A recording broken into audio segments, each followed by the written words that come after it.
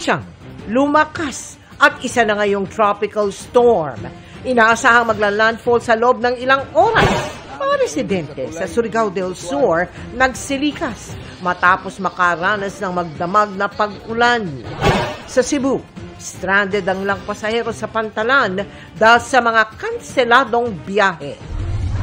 2 kongresista mula Luzon, hinihinalang na sa likod ng mga iligal na paggawaan ng sigarilyo. Hawak na lang yung entire ecosystem ng illegal tobacco. Sa kabila ng pagdeklarang insufficient in substance, mga nagsusulong ng impeachment laban kay Pangulong Bongbong Marcos, hindi pa isinusuko ang laban. Kung tuloy pa sa plenaryo sa may photo pa ron, even though there's a slim chance, hindi pa rin tapos. Pulis na inireklamo ng panggagahasa sa babaeng walang malay ng dinala niya sa motel, sumuko sa NBI. Tunghayan, powerful performance ni Arabel de la Cruz na nagpanalo sa kanya sa Build Cup Korea. And I'm feeling good.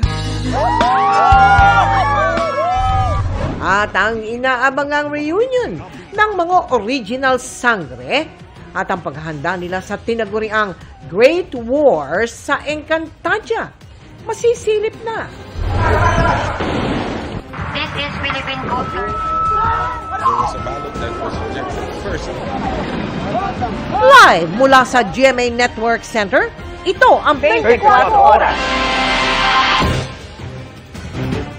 Mga kapuso, mahigit 30 probinsya sa Visayas, Mindanao, pati Southern Luzon, ang nasa ilalim ng wind signal dahil sa bagyong Basyang, ayon po yan sa Pag-asa. Mas lumakas pa ang Basyang na ngayon isa ng tropical storm. Batay sa kasalukuyan nitong kilos, inaasahang magla-landfall ito sa Surigao del Sur ngayong gabi o bukas ng umaga. Sunod nitong tatawirin ng ilang bahagi ng Visayas at Southern Luzon hanggang sa weekend. Ang latest sa bagyo at magiging lagay ng panahon, abangan maya-maya lamang. Magandang gabi po, Luzon, Visayas at Mindanao.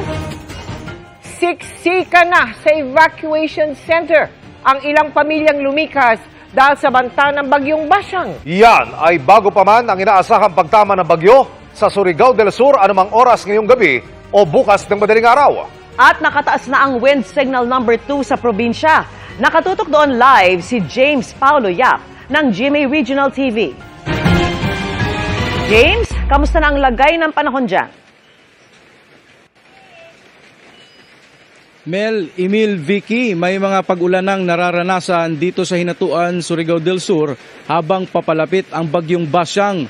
No sailing policy at pagsuspinde ng mga tourism activities iniutos.